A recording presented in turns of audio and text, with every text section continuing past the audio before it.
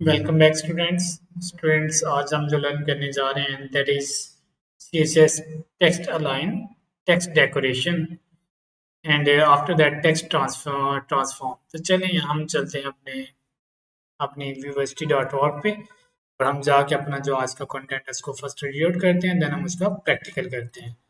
viewversity.org पे आने के बाद हमने जो अभी तक देखा वो हमारे जो टेक्स्ट अलाइनमेंट और टेक्स्ट डायरेक्शन में हमारे पास जो चीज़ें आज हम लर्न करने वाले हैं दैट इज टेक्स्ट अलाइन।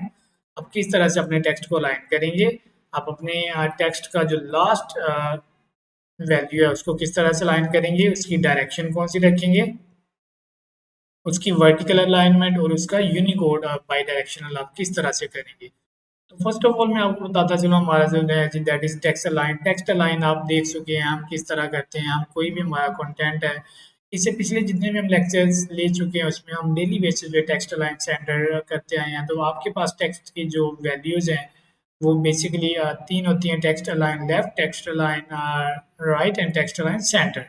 तो हम जो मोस्टली यूज़ करते हैं वो टेक्स्ट अलाइन सेंटर यूज़ करते हैं, बट आप अपनी ज़रूरत के अकॉर्डिंग जहाँ भी आपको ज़रूरत पड़े आप अपनी रिक्वायरमेंट के अकॉर्डिंग इसको यूज़ कर सकते हैं। नेक्स्ट हमारे पास टेक्स्ट ट्रांसफॉर्म है, टेक्स्ट ट्रांसफॉर्मेशन में हम टेक्स्ट को different upper case lower case capitalize form में हम लिख सकते हैं। ठीक है, उसके बाद हमारे पास इंडेंटेशन है। टेक्स्ट इंडेंटेशन प्रॉपर्टी में आप अपना जो इंडेंटेशन है फर्स्ट लाइन का उसको स्पेसिफाइड कर सकते हैं कि ये कहाँ से स्टार्ट होगा। उसके बाद आज जो हम डिस्कस करेंगे that is letter spacing. Letter spacing में आपने अगर कोई वर्ड लिखा है तो उसके लेटर्स के दरमियान अगर आपने स्पेसिंग लेनी है तो आप किस तरह से देंगे ये हम लर्न करने वाले हैं। फिर हम लाइन हाइट देखने वाले हैं और उसके बाद हम वर्ड स्पेसिंग को डिस्कस करने वाले हैं। तो चलें जी, चलते हैं अपने VS कोड पे और जाके हमारा जो आज का कंटेंट है उसको डिस्कस करते हैं। तो हमारे पास ऑलरेडी लास्ट क्लास का जो कंटेंट है वो लिखा पड़ा है, हम इसी के ऊपर अपनी जो वर्किंग है वो करेंगे। तो फर्स्ट ऑफ ऑल आप इसका देखें, हमारे पास ये आप ऑलरेडी पढ़ा हुआ है जो भी हमारे पास कंटेंट पड़ा है। ठीक है, अगर मैं इसको सेव करूं, सेव करने के बाद मैं इसको इसको थोड़ा सा स्टाइल करूं, तो फर्स्ट ऑफ ऑल हम क्या करने वाले हैं, हम टेक्स्ट इंडेंट यूज करने वाले हैं, दैट इज टेक्स्ट इंडेंट। तो हम इसको देते हैं जी पिक्सेल्स। तो मैंने इसको सेव किया, सेव करने के बाद आप जाते हैं ब्राउज़र पे तो आप देखें आपका ये जो इंडेंट है ये फर्स्ट लेटर का ये थोड़ा सा आगे आ गया। ठीक है, एक हमारे पास है जी टेक्स्ट अलाइन प्रॉपर्टी, उसमें हम देख रहे हैं टेक्स्ट अलाइन सेंटर कर देते हैं। तो अगर मैं टेक्स्ट अलाइन प्रॉपर्टी यूज करूं तो मेरे पास टेक्स्ट अलाइन राइट है, मैं इसको राइट कर देता हूं। तो मैं इसको सेव करूंगा तो आप देखेंगे आपका जो टेक्स्ट है ये राइट डायरेक्शन पे चला गया। अगर आप इसको सेंट्रलाइज करेंगे तो ये सेंटर में आ जाएगा। ठीक है, तो इसके बाद जो हमारे पास नेक्स्ट है that is hour later spacing. तो मैं इसको लेटर स्पेसिंग को यूज करूंगा, मैं कहता हूँ जी आप 4 पिक्सल्स इसको कर दो। सेव किया मैंने, सेव करने के बाद देखें ये जो लेटर्स हैं इनके दरमियान 4 पिक्सल्स का डिफरेंस आना शुरू हो गया। ठीक है, तो अगर मैं इसको कर दूं जी मैं केस 10 पिक्सल्स, मैं इसको सेव करूं तो सेव करने के बाद आप देखें आपके जो लेटर्स हैं उनमें 10 पिक्सल्स का जो डिफरेंस है वो क्रिएट हो चुका है। सिमिलरली आपके पास एक और हमारे पास लाइन हाइट का एक ऑप्शन है, हम लाइन हाइट दे सकते हैं। लाइन हाइट हमें कैसे शो होगी, क्योंकि हमने तो अभी इसके अंदर कोई लाइन स्टार्ट ही नहीं की।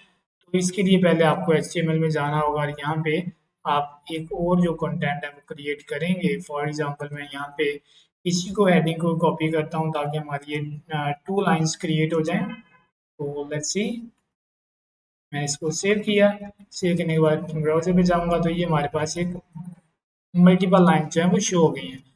अब मैं यहाँ पे जाके इसको लाइन हाइट दूंगा, मैं लाइन हाइट देता हूँ जी 3 पिक्सल्स में, इसको सेव करता हूँ। तो यू कैन सी ये आपकी 3 पिक्सल्स की लाइन हाइट है, सारी की सारी लाइन मर्ज हो गई हैं। अगर आप इसको करते हैं जी 15 पिक्सल्स तो लेट्स सी क्या होता है यहाँ पे। तो आप देखें ये आपके पास लाइन हाइट आ गई है। अगर आप इसको करते हैं जी आप 50 पिक्सल्स, तो मैं इसको सेव करता हूँ तो देखें आपकी जो लाइन हाइट है वो ज़्यादा होगी। इट मीन्स कि आप इसको जितना इंक्रीज डिक्रीज करना चाहें आप इजीली अपनी लाइंस को हाइट जो है वो प्रोवाइड कर सकते हैं। इसके बाद हमने पढ़ा टेक्स्ट ट्रांसफॉर्मेशन, तो मैं इसको क्या करता हूँ कमेंट करता हूँ। तो अब मैं यूज़ करने वाला हूँ टेक्स्ट ट्रांसफॉर्म। ठीक है, टेक्स्ट ट्रांसफॉर्म में आप इसको देखें यहाँ पे जितने भी आपके पास कैपिटलाइज नहीं है, तो मैं अगर इसको कैपिटलाइज करूँ तो पहला अल्फ़ाबेट हर वर्ड का कैपिटल हो जाएगा। तो मैं इसको कैपिटलाइज करूंगा। कैपिटलाइज यूज करने के बाद मैंने इसको सेव किया। सेव करने के बाद आप देखिए हर जो हमारा वर्ड है उसका पहला जो अल्फाबेट है वो कैपिटल हो गया। अगर मैं इसको अपर केस कर दूं तो मेरी जितनी भी वर्किंग है वो सारी की सारी अपर केस लैंग्वेज में कन्वर्ट हो जाएगी। ठीक है, तो लाइन हाइट हमारा हो गया, वर्ड स्पेसिंग हो गया जी। वर्ड स्पेसिंग हमारा रह गया कि वर्ड्स को अगर आपने स्पेसिंग देनी है तो आप किस तरह से देंगे। ठीक है, तो मैं जाऊंगा सीएसएस पे और सीएसएस पे जाने के बाद हम यहाँ पे क्या करेंगे, वर्ड स्पेसिंग। ये कैपिटलाइज प्यारा लगता है, आप इसको कैपिटलाइज ही रहने दें। और यहाँ पे वर्ड स्पेसिंग, तो मैंने इसको दे दिया जी 10 पिक्सल्स। हर वर्ड के दरम्यान 10 पिक्सल्स की स्पेस होनी चाहिए। तो आप देख सकते हैं ये वी है और एक हमारे पास वर्ड है वी, एक हमारे पास है आर और एक है राइटिंग। तो इन सब के दरम्यान 10 पिक्सल्स की जो स्पेस है वो है। आप इसको डबल भी कर सकते हैं बाय चूजिंग 20 पिक्सल्स। तो आप देखें आप इसको 20 पिक्सल्स भी कर सकते हैं। ठीक है, तो डियर स्टूडेंट्स, उम्मीद है मेरा आज का ये जो लेसन है ये आप लोगों के लिए हेल्पफुल रहा होगा। अगले लेक्चर में फिर मुलाकात करेंगे, तब तक के लिए मुझे इजाज़त दें। मिलते हैं अगले लेक्चर में। अल्लाह हाफिज़।